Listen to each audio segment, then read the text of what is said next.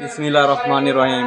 আমরা মার্বেল ডিজাইনের কাজ কমপ্লিট করলাম। কাছের ডিজাইন,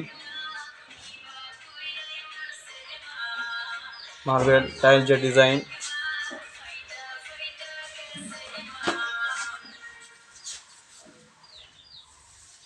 একেবারেই কাজ বাইরে স্পট দেখা যাবে।